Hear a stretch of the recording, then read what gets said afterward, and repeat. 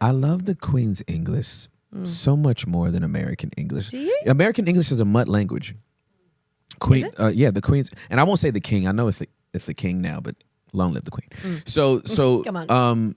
the first time I went to England, we got on a subway at Heathrow that took us to downtown London, and it was the last stop that we got off on, and the intercom crackled, and the lovely British voice said, "This train will terminate at the next stop," and I yelled out as a first-time person in England, "That's exactly what it's going to do."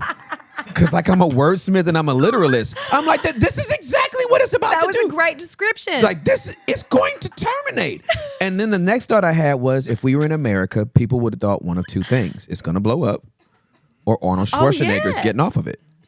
Like that's, you know what I mean? Yeah. And so I'm like such a wordsmith that I was just so happy that somebody actually knew the proper way to say that this train it's not stopping.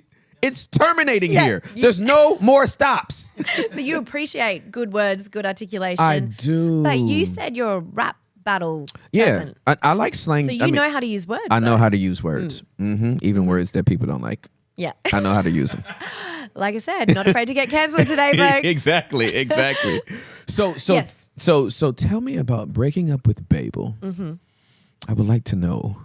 Yes, because this is what we connected over. So Yes. Babel, okay, the idea behind the book and behind the ministry is that the ultimate vision for human relationships is found in the Garden of Eden.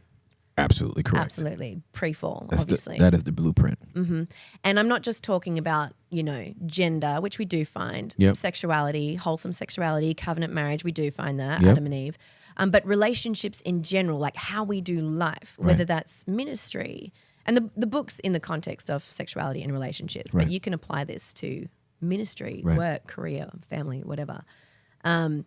Everything God wants us to have and do to build his kingdom on the earth is found in the garden. Be fruitful and multiply, the Great Commission. But that was cursed in the garden. Correct. Right. And so there's this thing in humanity that wants to do things our own way. Correct. We Always. want to build relationships our own way. We Right. want to do sexuality our Our own way. That's We right. want to build our kingdom and not his kingdom, right? And so in the Garden of Eden, when he says, be fruitful and multiply, I'm explaining this in a long way because I just figure we've got time. Girl, we got all the time. Yeah, right, on this podcast, it's so All the relaxing. time. I feel like I've got all absolutely the time. correct. And so when God says, be fruitful and multiply, he's saying build my kingdom That's right.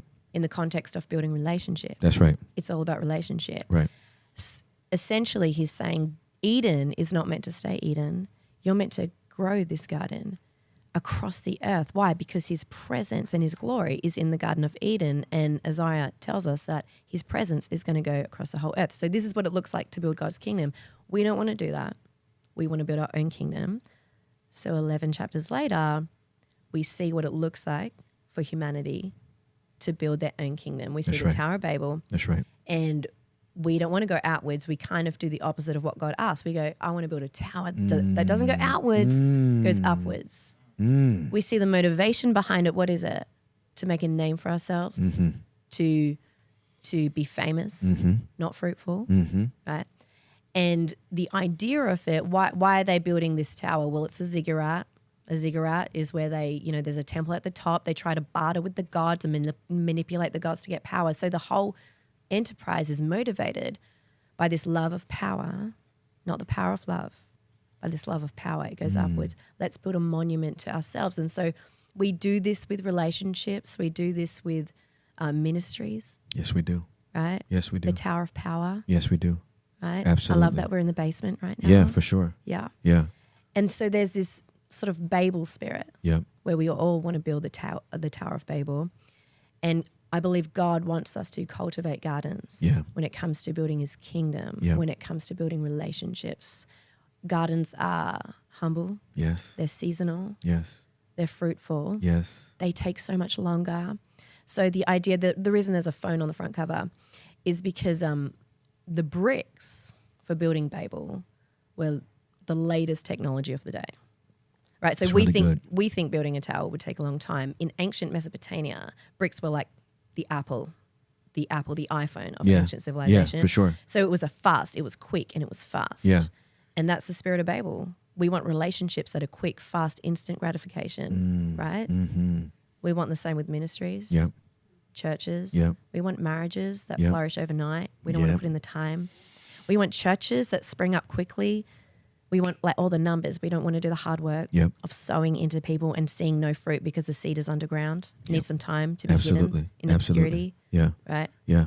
We want the numbers. We want businesses that make money immediately. Yep. It's fast and it's Yeah. quick. It's a microwave generation. Yep. But we have a timeless gospel. We have a garden gospel.